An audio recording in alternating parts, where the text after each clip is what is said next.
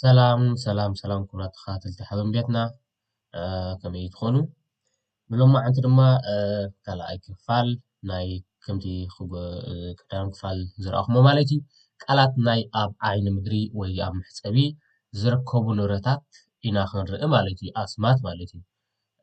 ቀዳማይ ክፋል ከም ዝረኣናዮ ማለት እዩ ሕጂ ድማ ካልኣይ ክፋል ክንርኢ ኢና ተስፋ ገብር ይርዳኣኩም ክህሉ ንሱ እቲ ቀንዲ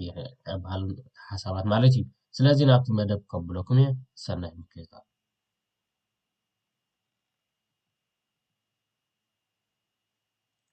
ቶይለት ፓፒር ቶይለት ፓፒር ቶይለት ፓፒር ቶይለት ፓፒር ወረቐት ናይ ዓይኒ ምድሪ ማለት እዩ ወረቐት ናይ ዓይኒ ምድሪ እቲ ንጥቀመሉ ሶፍት ማለት እዩ ካብ ሶፍት ኢና ንብሎ ብልምዲ ወረቐት ዓይኒ ምድሪ ማለት እዩ ቶይለት ፓፒር እዚ ከም ዝሪኦ ዘለና ስእሊ እዚ ማለት እዩ ቶይለት ፓፒር ቶይለት ፓፒር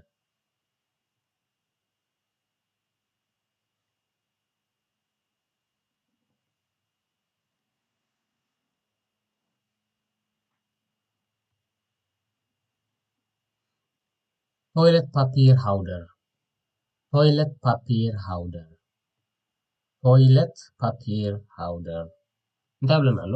ነቲ ቶይለት ፓፒር ምስ ክንርኢ ፀኒሕና ወረቐት ናይ ሸቓቕ ኢልና ነቲ ናይ ሸቓቕ ወረቐት መትሓዚ ዝኸውን ማለት እዩ ጠልጠል ምስ ነብሎ ኢና መትሓዚ እዩ ዝኸውን ናቱ እንታይ ንብሎ ቶይለት ፓፒር ሃውደር ንብሎ ማለት እዩ ሃውደር መትሓዚ ማለት እዩ ቶይለት ፓፒር ሃውደር ንብሎ ማለት እዩ መትሓዚ ወረቐት ዓይኒ ምድሪ ማለት እዩ እዚኣ ንሪኣ ዘለና ንእሽተይ ኣብዚ ሓፂን ንሪኦ ዘለና እዚ ተላጊቡ ዘሎ ምዝ መንደቕ ምዝ ተኽሊ ተቢሉ ዘሎ ተላጊቡ ዘሎ ንሱ እንታይ ንብሎ ቶይለት ፓፒር ሃውደር ንብሎ ማለት እዩ እዚኣ ከዓ ተፃዕዳ ኮይና ተጣብዚና ሸቓቕ ማለት እዩ ቶይለት ፓፒር ሃውደር ኢልና ድማ ንፅውዖ ማለት እዩ ዝኾነ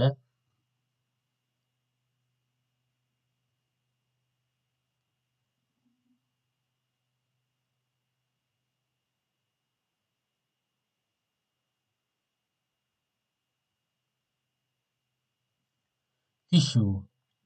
ቲሹ ቲሹ ቲሹ ጥሉል ወረቐት ምስ ኣሎ እዚ ቲሹ ጥሉል ወረቐት ወይ ከዓኒ ዘይጥሉል ከሎ ግን ከዓኒ ፎኪስ ምስ ዘለዎ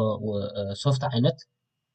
ንሱ እዩ ማለት ከምዚ ስእሊ ኣብ ስእሊ ንሪኦ ዘለና ማለት እዩ ጥሉል ኣሎ ዋላ እውን ዘይጥሉል ኣሎ ማለት እዩ ንቑፅ ዓይነት ንቑፅ ከሎ ረቂቕ ማለት እዩ ረቂቕ ወረቐት ዝመስል ሶፍቲ ንሱ እዩ ማለት እዩ እዚ ረቂቕ እዩ ኣብዚ ተዓሺጉ ዝፀንሕ ማለት እዩ ንሱ እንታይ ንብሎ ቲሹ ንብሎ ማለት እዩ ቲሹ ቲሹ ጥሉል ወረቐት ወይ ከዓኒ ወረቐት ሶፍቲ ግን ከዓኒ ረቂቕ ወረቐት ማለት እዩ ወረቐት ዝመስል ማለት እዩ ረቂቕ ንሱ እንታይ ኢና ንብሎ ቲሹ ንብሎ ማለት እዩ ቲሹ ንሓንቲ ኢና ሕጂ እንድሕር ንብዙሕ ኮይኑ ቲሹስ ኢና ንብሎ ማለት እዩ ኤስ ንውስኸሉ ማለት እዩ ቲሹስ ንብሎ ማለት እዩ እንድሕር ንሓደ ኮይኑ ቲሹ ንብሎ ማለት እዩ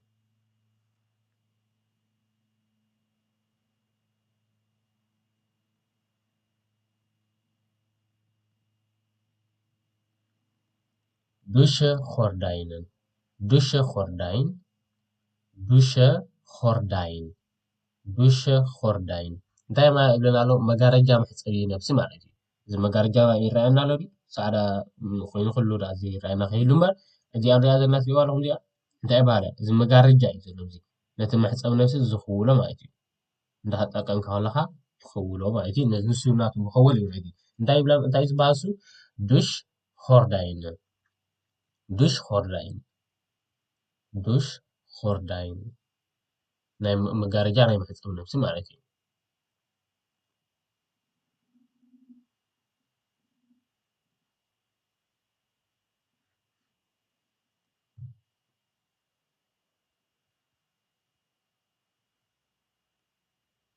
ደሽ ዲር ደሽ ዲር ደሽ ዲር ማዕፆ መሕፀቢ ነብሲ ማለት እዩ ነቲ መሕፀቢ ነብስናስ ማዕፆ ትገብረሉ ማለት እዩ መሕፀቢ ነቲ መሕፀቢ ነብስኻስ ማዕፆ ናይ መሕፀቢ ነብስኻ ማለት እዩ ዱሸ ዲር ደሽ ዲር ደሽ ዲር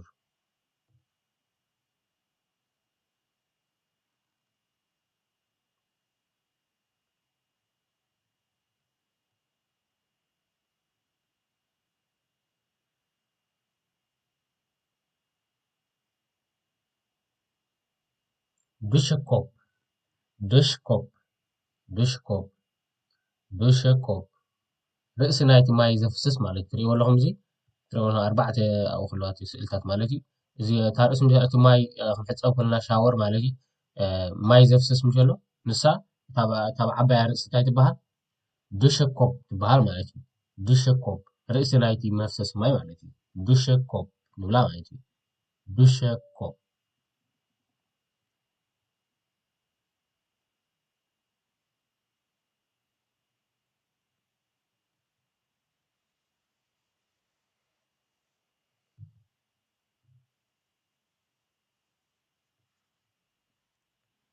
دوشة هاندفات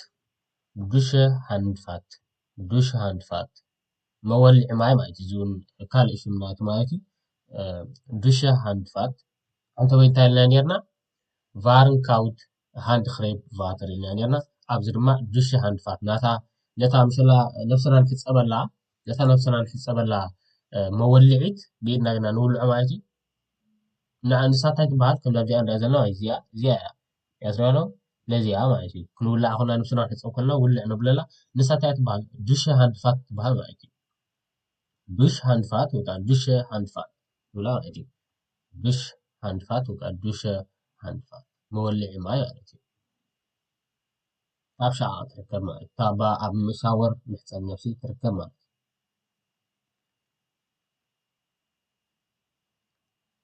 رام تريكر رام تريكر خلاص تريكر رام تريكر وكاني خلاص تريكر مصري مسكوت مالتي مصري فنسترا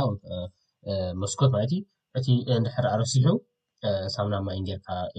ناتو لو سامنا نسو ما إنجركا تعفرو دحر بزا رام تريكر وكا خلاص تريكر تايت قورة مالتي قبل أن تحت رخا ولا خمد لايكا من تحتي خمد لايكا تسريو مالتي بو بزي عندي أزلنا تصبغو تسريلكا مالتي يقول لهم رام تريكر وكاني خلاص تريكر نبلو مالتي رام تريكر وكاني خلاص تريكر نبلو مالتي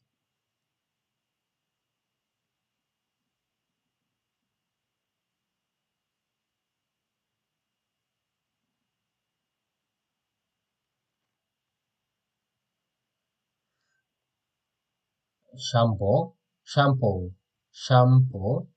شامبو شامبو شامبوي شامبوي نبلو راشا شامبوي كل حاجة ما يجي زريان لهم حتى لو سامنا ما يجي فساسي نسي شامبو شامبوي ولا حد يكسي تأبه لي بلو ما يجي كما يكون صحف كن ريوتو زي كوينو وكاني بزرع عدون كم مخم بحالكم زخون مخم فتوة زي كوينو بر شامبو شامبوي ولا حد يبرنياون كوينان لو أي سامنا بس سامنا نقول لهم ما يجي شامبو خمزينا صحفا ويكا خمزينا بزرع عدو ما يجي شامبو يا مرة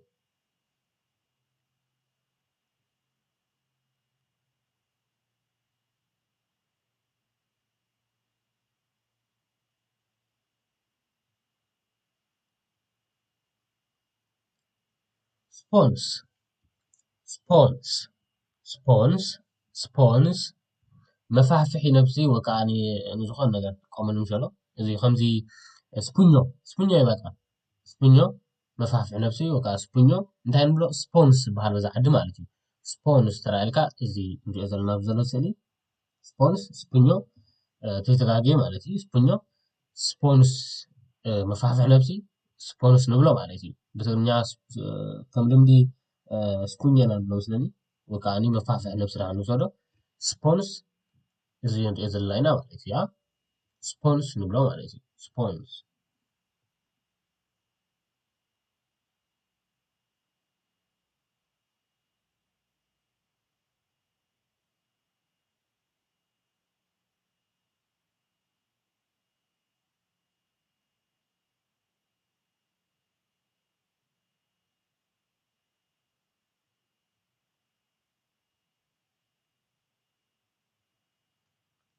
ተኽልስ ተኽልስ ተኽልስ ዝተፀርቡ እማን ማለት እዩ ዝተፀርቡ ኣእማን ማለት እዩ እዞም ኣብዚ ፃዕዳ ፃዕዳ ንሪኦም ማለት ሓደ ክልተ ሰለስተ ኣርባዕተ ሓሙሽተ እዚኦም ኩሎም ኣብዘለው ፃዕዱ ጥራይ ማለት እዩ እዚ እቲ መንደቅ መሬት እኒ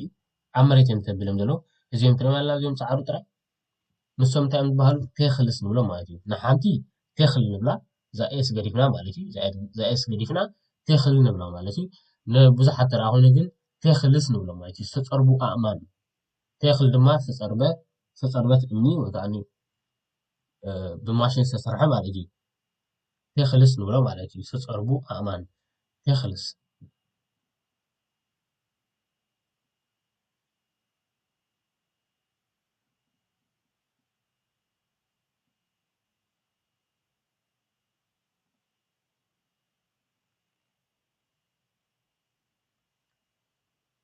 كم بقى كبرات خاتلتي حبن بيتنا إيرترا نايلو معتي فيديو كلا أكفال دما نزي مثل نيرو تصفى قبر تردي يكون خون وكاقل أحلات حسكم كتكون مالتي وي أما عالتاوت تقولو كتاقمكم مالتي سلازي اندحرا كمي كمزبلو اندحرا كمزي كخون نيرو وكاري تي أقباب بخمزنة تقولو تقولو انتراخنكم عبت حد صحاف لي بزي قدس مالتي انتاي مخانوك أنا كمبوبية كوري مالتي سلازي ናይ ልምዓንቲ ቪድዮ ካልኣይ ክፋል ኣብዚ ነይሩ ኣብ ሳልሳይ ክፋል ድማ ኣብ ዝመፅእ ክንረኸብ ኢና ስለዚ ሰናይ ናበልኩም ክፋኖኩም እየ ቻው